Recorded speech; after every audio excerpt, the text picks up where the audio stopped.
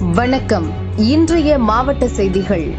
புதுச்சேரிக்கு பொருந்தாத சிபிஎஸ்இ பாடத்திட்டத்தை கைவிடக் கோரி சமூக அமைப்பினர் புதுச்சேரி கல்வித்துறை வளாகம் முன் ஆர்ப்பாட்டத்தில் ஈடுபட்டனர். மத்திய மாநில அரசுகளை கண்டித்து கோஷம் எழுப்பினர்.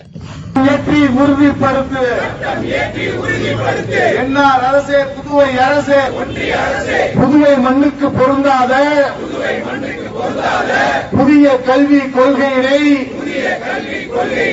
நடைமுறைப்படுத்தாதே.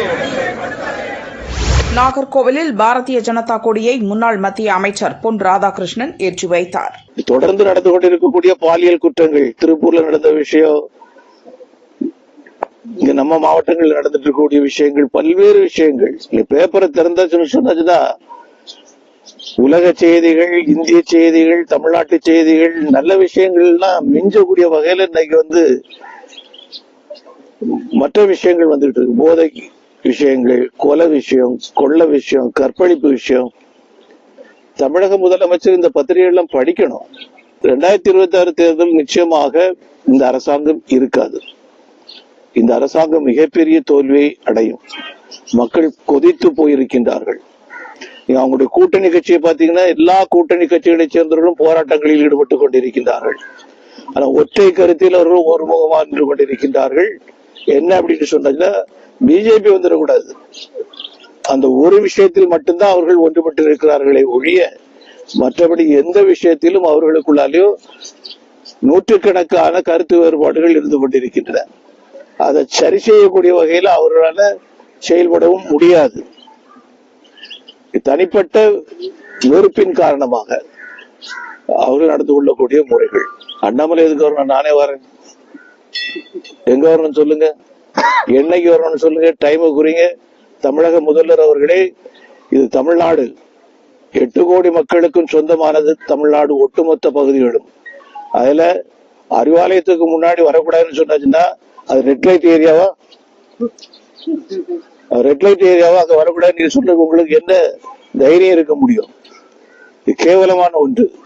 அவர் தன்னுடைய வார்த்தைகளை திரும்ப பெற வேண்டும். ஒரு பக்கத்துல குழந்தைகள் அப்பான்னு கூப்பிடுதுன்னு சொல்றாங்க. சரி, சந்தோஷப்படுவோம், ஒன்றும் தப்பு கிடையாது. ஆனா எங்க பகுதியில வரக்கூடாதுன்னு சொல்லியாச்சுன்னு சொன்னா ஜெயலலிதா அம்மாவை இவர்கள் நினைவு கொள்ள வேண்டும். மறுமலர்ச்சி திராவிட முன்னேற்ற கழகத்தினுடைய துவக்க காலத்துல ஒரு பெரிய ஊர்வலம் அந்த பகுதியாக இதே அறிவாலயத்தில் தாக்கக்கூடிய அளவுக்கு சூழ்நிலைகள் வரும் என்ற நிலையில அன்னைக்கு அந்த அம்மா பாதுகாப்பு கொடுத்து முடிச்சாங்க. இன்னைக்கு இவர் அதை வேற ஏதாவது மாற்றி எங்க பகுதிக்கு வந்துடாங்க அப்படின்னு சொல்றாங்கன்னா, ஒண்ணு அவர்கள் தவறாக அறிவாலயத்தை நடத்துகிறார்கள் என்று சொல்லி பொருளாக முடியும். அதுல வேற ஒரு விஷயம், சவால் விடுறீங்கன்னு சொன்னாச்சுன்னா நாங்க வரோம். உடனே அடுத்தாக்குல ஒரு கேள்வி கேட்பாங்க, ரெட் லைட் ஏரியான்னு சொன்னா அதுக்காக பொன் ராதாகிருஷ்ணன் வர்றாருன்னு சொல்லிட்டு கேட்பாங்க. இந்த குசும்பு வேலைகள்லாம் செய்வாங்க. இந்த வேலைகளும் வேண்டாம். நீங்க ஒரு சவாலை நீங்க விடுங்க, அங்க நாங்க வாரோம், உங்களால என்ன செய்ய முடியுமோ செய்யுங்க. மதுரை கலெக்டர் ஆபீஸில் மண்டல அளவிலான வட்டார போக்குவரத்து அலுவலர்களின் ஆய்வுக் கூட்டம் போக்குவரத்து அமைச்சர் சிவசங்கர் தலைமையில் நடைபெற்றது. ஏற்கனவே இயங்கிக் கொண்டிருக்கின்ற மினி பேருந்துகள் தமிழ்நாடு முழுவதும் 2870. அந்த பேருந்துகளிலும் அவர்கள் சில இடங்களில் வழித்தடங்களை மாற்றியமைப்பதற்கான விண்ணப்பங்களும் வரவேற்கப்படுகின்றன. அப்படி 544 விண்ணப்பங்கள் மைக்ரேஷன் என்று கூறப்படுகின்ற அந்த மறுசீரமைப்பு செய்யப்படுகின்ற வழித்தடங்களுக்கு விண்ணப்பங்கள் வந்திருக்கின்றன. எனவே இந்த திட்டம் மிக சிறப்பாக செயல்படுவதற்கு இந்த நோட்டிபிகேஷனில் வரப்பட்டிருக்கின்ற வழித்தடங்கள் இல்லாமல் இன்னும் கூடுதலாக எங்காவது போக்குவரத்து சேவை தேவை இருக்கின்ற கிராமங்கள் இருக்கிறது, பாதை இருக்கிறது என்றால் அந்தந்த மாவட்ட ஆட்சித்தலைவர்களிடத்திலே அதனை தெரிவிக்குமாறு நான் அன்போடு பொதுமக்களை கேட்டுக்கொள்கிறேன். நம்முடைய மாண்புமிகு முதல்வருடைய நோக்கம் ஏற்கனவே முத்தமிழறிஞர் தலைவர் கலைஞர் கொண்டு வந்த இந்த மினி பஸ் திட்டம் என்பது சீரமைக்கப்பட்டு தமிழ்நாட்டில் இருக்கின்ற சிறு குக்கிராமங்கள் கூட போக்குவரத்து சேவையை பெற வேண்டும் என்பதுதான். பெரிய பேருந்துகள் இயங்க முடியாத குறுகிய வழித்தடங்கள், மிக குறைவான மக்கள் தொகை கொண்ட கிராமங்கள் போன்ற இடங்களுக்கு இந்த மினி பேருந்து சேவை என்பது மிகுந்த பயனுள்ளதாக இருக்கும். எனவே அப்படி தேவை இருக்கின்ற அந்த வழித்தடங்கள் குறித்து மக்கள் பிரதிநிதிகளோ பொதுமக்களோ அல்லது நீங்கள் ஊடகத்தை சேர்ந்த நண்பர்களோ யார் வேண்டுமானாலும் தெரிவிக்கலாம். அந்த அரசு விதிமுறைக்கு உட்பட்டு சேவை செய்யப்படுகின்ற பகுதி, சேவை தேவைப்படுகின்ற பகுதி என்று பகுத்தறியப்பட்டு அதில் அதற்கான அரசு விதித்திருக்கின்ற விதிமுறைகளுக்கு உட்பட்டு அந்த புதிய வழித்தடங்கள் துவங்கப்பட முடியும் என்றால் அவையும் சேர்த்துக் கொள்ளப்படும். இந்த துறை ஒரு சேவைத்துறை. இது லாப நோக்கத்தில் இயங்குகின்ற துறை அல்ல. இந்தியாவிலேயே இவ்வளவு பெரிய போக்குவரத்து நிறுவனம் இருப்பது தமிழ்நாட்டில் மாத்திரம்தான். 22,000 பேருந்துகள் அரசு வசம் இருக்கின்ற ஒரே மாநிலம் தமிழ்நாடு மாத்திரம்தான், மற்ற எங்கேயும் கிடையாது.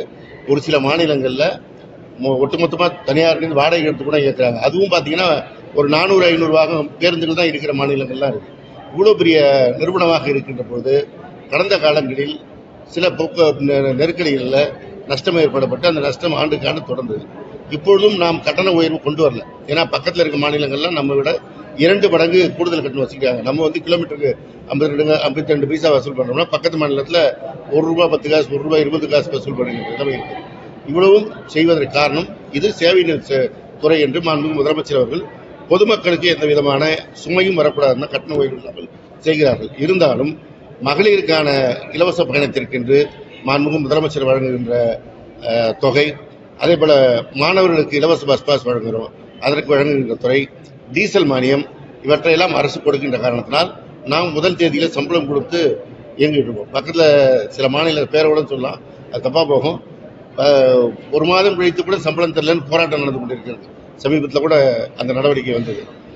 இதற்கு இந்த ஓய்வு பெற்ற தொழிலாளர்களுக்கு கடந்த ஆட்சி காலத்தில் விடுபட்டு போனவர்களுக்கு திராவிட முன்னேற்ற கழக ஆட்சி அமைந்த பிறகு மாண்பு முதலமைச்சர் அதற்கான நிதியை வழங்கினாங்க. இப்பவும் தவணை பாக்கி இருந்ததுக்கு கடந்த மாதம் ஒரு 300 கோடியும் இந்த மாதத்தில் ஒரு 280 கோடியும் வழங்கியிருக்கிறார்கள். படிப்படியாக வழங்கப்படும்.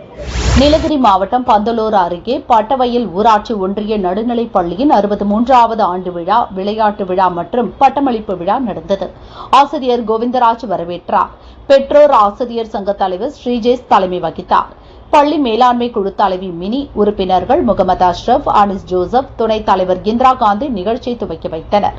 அரசு பள்ளியில் மாணவர்களை சேர்க்க வேண்டிய அவசியம் குறித்து முன்னாள் தலைமை ஆசிரியர் பத்மநாபன், பந்தகாப்பு பள்ளி தலைமை ஆசிரியர் மல்லேசன், பிதற்காடு பள்ளி தலைமை ஆசிரியர் பத்மநாபன் பேசினர். தலைமை ஆசிரியை பூபதி ஆண்டறிக்கை சமர்ப்பித்தார்.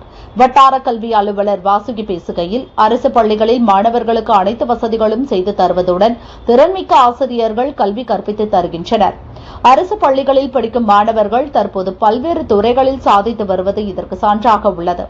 எனவே பெற்றோர்கள் தங்கள் குழந்தைகளை அரசு பள்ளிகளுக்கு அனுப்ப முன்வர வேண்டும் என்றார்.